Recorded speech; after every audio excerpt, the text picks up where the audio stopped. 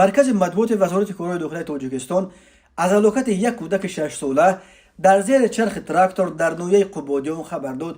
بنا به اطلاع وزارت کورای داخلی، شام 12 فوریه سال 2023 تخمینا ساعت 19:25 راننده تراکتور تمغه MTZ 82 منگلیف حسن سال تولدش 1965 ساکن نویه قبادیان هنگام حرکت در روی ماشینگرد حدود دیهه باشقله جماعت دیهات نظرف نویه مذکور از عهده دوره واسطه نقلیات نبر آمده دوچرخران خردسال آیماتوف خورشید سال تولدش 2017 ساکن امین نویه را پخش نموده است.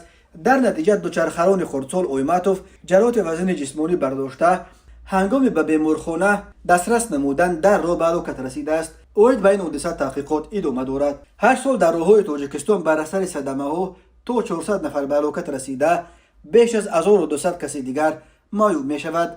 ده ها نفر از قربانیان این صدمه ها متاسفانه کودکانند.